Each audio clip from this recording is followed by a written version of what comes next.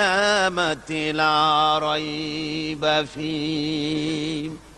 ওদেরকে জবাব দেন, তোমরা নিষ্প্রাণ ছিলে, সেখান থেকে তোমাদেরকে আল্লাহ পাক জিন্দা করেছেন, এই জিন্দা থেকে তোমরা আবার মৃত্যুবরণ করবে, আবার তোমাদেরকে পুনরুত্থিত করা হবে, এতে কোনো সন্দেহ নাই। ওয়ালাকিন আকসারান নাস লা ইয়ালামুন।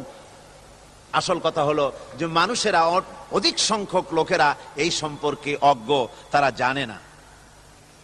তারা বলে ওয়ায়াকুলুল ইনসানু আইযা মা মিততু লাসাউফা উখরাজু হাইয়্যা। তারা বলে যে সত্যি আমরা যখন মরে যাব তখন আমাদেরকে কে আবার জিন্দা করবে? এটা কি করে সম্ভব? মরে গেলাম, আবার জিন্দা কে করবে?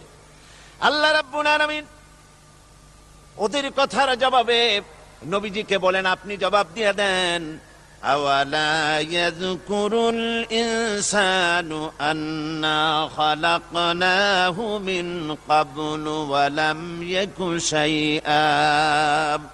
মানুষের কি সেই কথা মনে পড়ে না যখন তাকে সৃষ্টি করার আগে সে কিছুই ছিল না? তোমার সৃষ্টির আগে যখন তুমি কিছুই ছিলে না, সেখান থেকে তোমাকে যিনি সৃষ্টি করেছেন, তোমার মৃত্যুর পরে তিনি আবার তোমাকে জিন্দা করতে পারবে। তোমার কি মনে নাই? হাল আতা আলাল ইনসানি হিনুম